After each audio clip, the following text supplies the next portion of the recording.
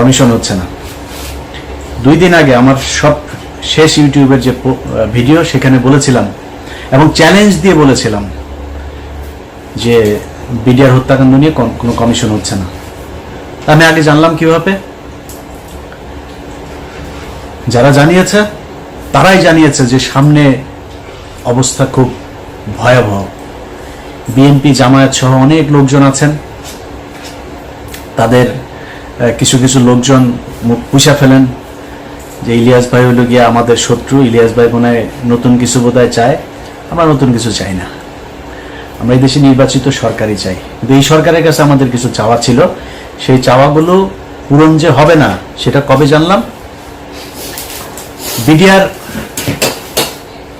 হত্যাকাণ্ড নিয়ে যেসব জওয়ানরা জেলখানায় আছে, আমি কল্পনাও করি নাই যে 5 তারিখের পরে প্রথম শুনানি যেটা হইল সেখানে তাদেরকে ছাড়বে না। কিন্তু ছাড়া হয়নি। কেন ছাড়া হয় নাই? এটা আমাকে প্রচন্ড রকমের অবাক করেছে। তারপর থেকে কিন্তু আমি এই আসিফ নজরুলদের আপনার করা শুরু করেছে। কারণ কি, খবর তো আছে যে বিডিআরের এই যে জওয়ান, এই বিডিআর জওয়ানদেরকে তারা ছাড়বে না। কারণ এদের কাছে অনেক তথ্য আছে, যেই তথ্য তারা বের করতে চায় না। 5 তারিখ থেকে আজ পর্যন্ত এর মাঝখানে 2 জন জওয়ানকে মারা হয়েছে। সামনে 9 তারিখে একটা শুনানি আছে, জামিন শুনানি, 4 নাম্বার শুনানি 5 তারিখের পরে। 3টা শুনানির ভেতরে যে ছাত্র নেতারা আছেন, সমন্বয়করা, তাদেরকেও আমি বলেছি যে ওদের শুনানির দিন যাবেন। সব শেষ শুনানিতেও তাদেরকে খুব অনুরোধ করেছিলাম যাবেন, কেউ যায় নাই, কোনো মিডিয়াও যায় না, তাদেরকে না করে দেওয়া হয়, সব বেশি আলোচনায় না আনতে। 9 তারিখে আরেকটা আছে, আমি প্রথম যেদিন দেখলাম যে এরা কেউ যায় না, সব শেষ তাদেরকে অনুরোধ করলাম, হাসনাত সহ সবাইকে অনুরোধ করলাম যে ভাই একটু যায়েন, ওদের এটার ব্যাপারে, ওরা এখানে পরিবারগুলো থাকবে। সেই পরিবারগুলো দেশের বিভিন্ন জায়গা থেকে আসলো, কেউ গেল না। জামিন হয় না, একটার পর 3টা শুনানি গেল, 4 নাম্বার শুনানি। বিডিআর হত্যাকাণ্ডের বিচার যদি হয় তাহলে এই দেশে অনেক কিছু পরিষ্কার হয়ে যাবে। এই কারণে বিডিআর হত্যাকাণ্ড নিয়ে তারা বিচার করবে না। আপনাদের মনে আছে বিএনপির পিন্টু ভাইকে জেলখানায় স্বাভাবিক মৃত্যু হয় নাই, তাকে মেরে ফেলা হয়েছে। কারণ পিন্টু ভাইকে যদি বাঁচিয়ে রাখতো তাহলে পিলখানা হত্যাকাণ্ড নিয়ে অনেক ঘটনা বের হয়ে যাইত, এই কারণে তাকে মারা হয়েছে। এখন এই যে বিডিআরের যারা সৈনিক আছে, আমি এটা আমার কাছে কেউ কিছু বলে না, কিন্তু আমার ধারণা, ধরেন সব শেষ এখানে যে এই শুনানির পরের যে মাঝখানে যে সময়টা, এই সময়ের ভেতরে তারা একটা পরিকল্পনা করতে পারে। যেহেতু এটা নিয়ে অনেক আলোচনা হচ্ছে, আমরা এখান থেকে কয়েকজন সৈনিক ছাড়বো, সবাইকে ছাড়বে না, কান কেটে ফেলে দিব যদি সৈনিকদের সবাইকে ছাড়ে। আরেকটা চ্যালেঞ্জ নিলাম, যান, ভিডিও রেখে দিলাম, তো ভিডিওটা রেখে দেন। 9 তারিখ, জানুয়ারি 9 তারিখের পরে তারপরে এটা নিয়ে আপনারা চ্যালেঞ্জ আমার এটা গ্রহণ করবেন। তো এদেরকে ছাড়া হবে না। প্রথম ঘটনার পর থেকে বুঝলাম যে না, আমরা তো আসলে বিজয় উদযাপন করলাম, এত নাচাগানা করলাম, এই সরকার তো আসলে আমাদের সরকার না। এদের ভেতরে ডক্টর মোহাম্মদ ইউনূসকে সামনে রেখে সব ভেজাল চিটা সব এটার ভেতরে ঢুকিয়ে দেওয়া হয়েছে। ইন্ডিয়ান পুরো সেকেন্ড লেয়ারের যা আছে সব এই জায়গায় বসানো। ডক্টর মোহাম্মদ ইউনূস চাইলেও কিছু করতে পারে না। এখন ডক্টর মোহাম্মদ ইউনূসের সামনে রাস্তা একটাই আছে, উনি যে কোনো দিন শুনবেন যে উনি চলে গিয়েছে দেশ থেকে। এরপরে কি হবে? পুরো সেট আপ সাজিয়েছে আসিফ নজরুল, মাহফুজা আনাম, মতিউর রহমান। সব জায়গায় বিএনপির কিছু লোকজন আছেন, তাদের খুব মনে হয়, আমার এ নিয়ে মনে হয় খুব কষ্ট কিছু, মানে আমি ঢালাওভাবে বিএনপি জামাতকে নিয়ে ঢালাওভাবে কথা বলার মতো স্পর্ধা আমি দেখাইতে পারবো না। এই দলের মানুষ আমাকে প্রচন্ড ভালোবাসেন, আমাকে প্রচন্ড শ্রদ্ধা করেন, তাদের নিজেদের মানুষ মনে করেন।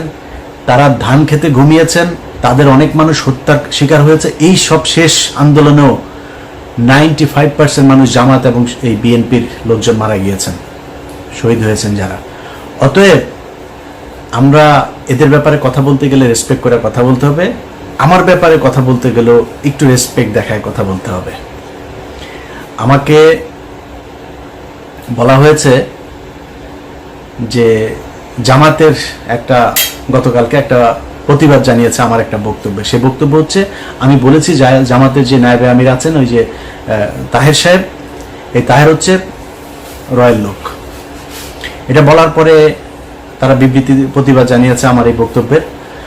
আমি এটাকে খুব পজিটিভলি নিয়েছি, কারণ জামাত একটা সংগঠন, তাদের সাংগঠনিক একটা পদক্ষেপ থাকবে, এটা কোনো ব্যাপার না। আমি ওনাদের ফেসবুক পেজেও জামাত ইসলামের যে পেজ আছে সেখানে গিয়ে জামাতের লোকজনেরও বক্তব্য দেখেছি, কমেন্ট দেখেছি, আমার কাছে খারাপ লাগে নাই।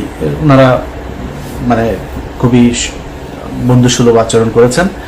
তবে জামাতের কাছে আমার অনুরোধ থাকবে, যে অভিযোগটা আমি শুনেছি এটা তো আমার নিজের বানানো না,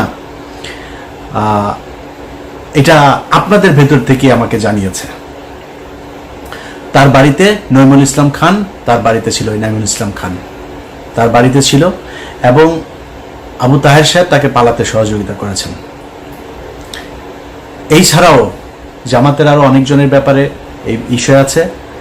শামা ওবায়েদ বিএনপির সব তথ্য ভারতে পাচার করে। শামা ওবায়েদের সাথে এখনো শেখ হাসিনার কথা হয়। বিএনপিকে বলে রাখলাম, আপনারাও সাবধান থাকবেন। আমি যদি নাকি কোনো কথা বলি, ওই কথা বিএনপি বা জামায়াতের ক্ষতি করার জন্য না। জামাত ইসলাম যেটা করেছে, বিবৃতি দিয়েছে, কোনো সমস্যা নেই। আমি আমার কথা বলেছি, আমার এটা রেসপেক্ট রেখে বলছি, এটা নিয়ে তদন্ত করবেন। যদি আসলেই কোনো কিছু পাওয়া না যায়, আমি তাহের ভাইয়ের কাছে আবার ক্ষমা চেয়ে নিব। তো এই যে বিএনপি জামায়াতের লোকজন, ওনারা কিছু কিছু লোকজন যে মনে করেন যে আসিফ নজরুল হচ্ছে তাদের লোক, তাদেরকে বলবো তারেক রহমানের বক্তব্য শোনেন।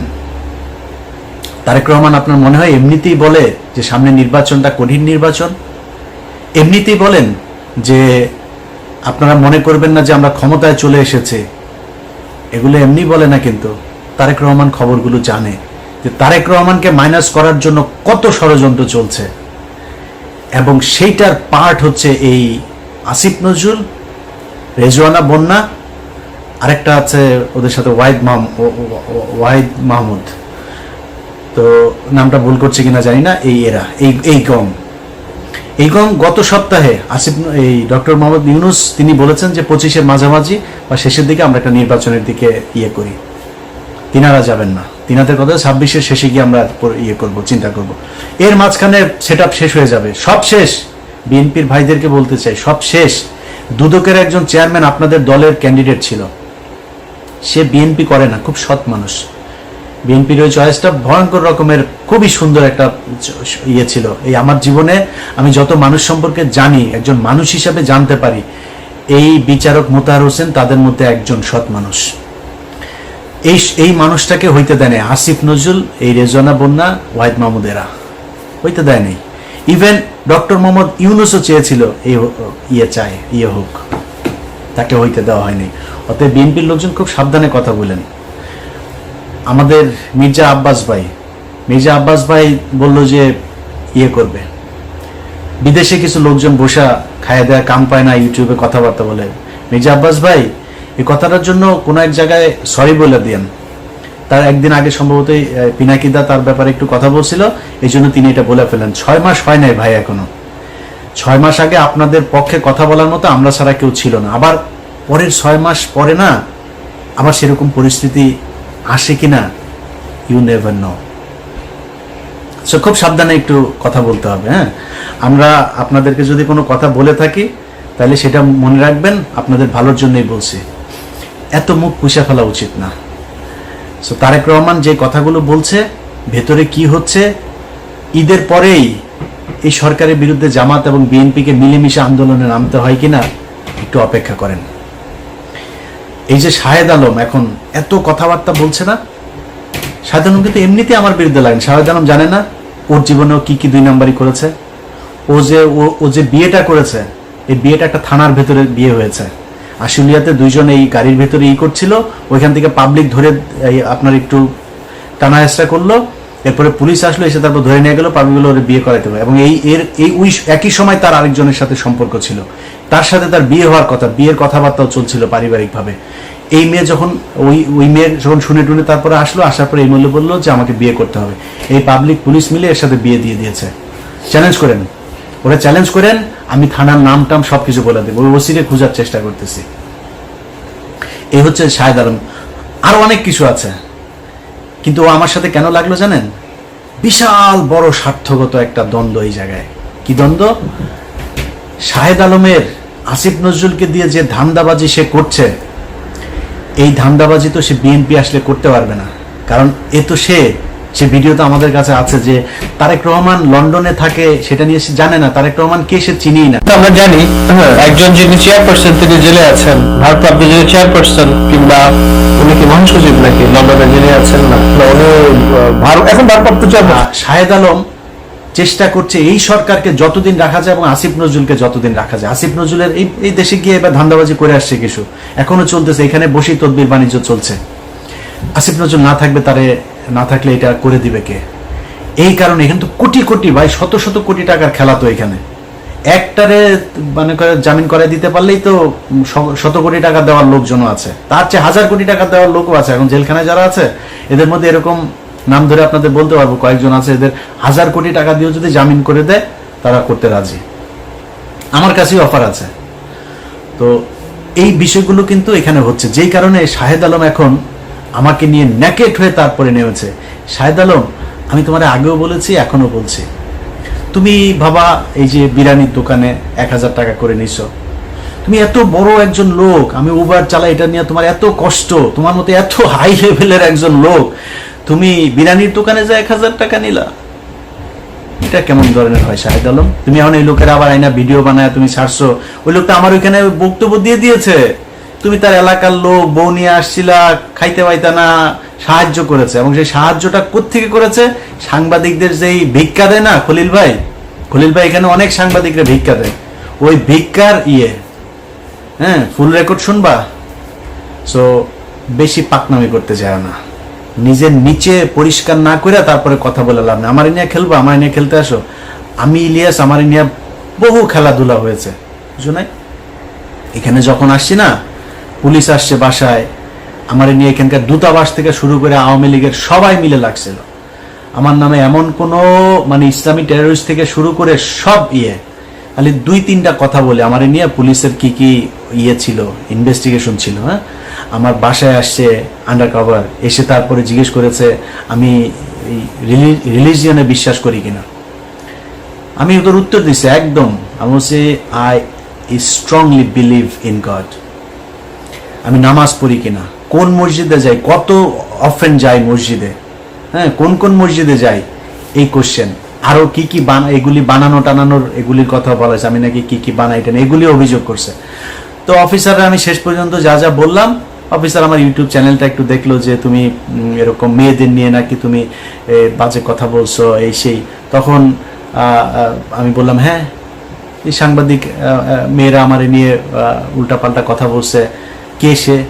বলছে এই যে একটা টেলিভিশন, বেসরকারি টেলিভিশনের সাংবাদিক বাংলাদেশে, তারা আমার নিয়ে ক্রিটিসাইজ করে, আই ক্রিটিসাইজ দেম ব্যাক, এগুলি বলছি, সবই তারা জানাই দিচ্ছে। জানার পরে ওকে সে আমার কার্ড দিছে, কার্ড দিয়ে বললো যে কল মি, আমি 24/7 অ্যাভেলেবেল, তোমার যখন ইচ্ছা কল দিও। এরকম আরো অনেক তদন্ত হয়েছে ইলিয়াসের নিয়ে। আমার গ্রিন কার্ড পাওয়ার কথা আরো অন্তত 5 বছর আগে, সেই গ্রিন কার্ড মানে আমার কেস অ্যাপ্রুভ হয়েছে আজ থেকে 1.5 মাস আগে। সো গ্রিন কার্ড আরো কয়দিন লাগবে জানি না, কিন্তু এই গ্রিন কার্ড পাইতে পারতাম বহু আগে। যখন এখানে 2016 সালে আসছে না, সেই 16 সালে শাহেদ আলম, তুমি যেরকম 2 নাম্বারই ভণ্ডামি করে এখানে কাগজ নিছো না, ইলিয়াস চাইলে 16 সালে ওই ভণ্ডামি করতে পারতো। আমারে গণজাগরণ মঞ্চের বানাইতে বলছে আমার লয়ার, যে আপনি গণজাগরণ মঞ্চে, তখন 2016 সাল, সবাই এটা দিয়ে কাগজ বানাচ্ছিল, যে অ্যাপ্লাই করছিল তাকেই কাগজ দিয়ে দিচ্ছিল। আমি আর এটারে করি নাই। কেন করি না জানিস?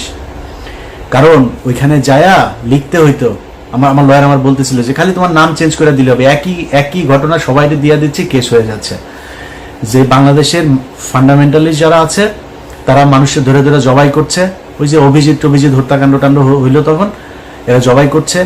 তারপরে গণজাগরণ মঞ্চে এরকম ইসলামিক যে ফান্ডামেন্টালিস্ট আছে, যে তারা এখানে এটার একটা টেরোরিস্ট একটা অর্গানাইজেশন হিসাবে কাজ করছে, এরকম কথাবার্তা। আমি চিন্তা করলাম যে আল্লাহ যদি আমাকে আমেরিকার কাগজ লিখে রাখেন বা আমাকে ভালো রাখেন, সেটা আমেরিকায় থাকলে হবে, বাংলাদেশে থাকলে হবে, যেখানে আল্লাহ মনে করেন ওইখানে। কিন্তু আমি এগুলি বলে আমি কোর্টে যাব, আমি ইমিগ্রেশন অফিসারের কাছে যাব, সে আমার এই লেখাটা পুরো পড়বে, পড়ে দেখবে যে আরে মুসলমানরা এত খারাপ, আমি ওই রাস্তায় শাহেদ আলম যাইনি। কি বলতে চাচ্ছি সেটা তুমি খুব ভালো করে বুঝতে পারছো। অতএব ওই কাগজ আমি নেই।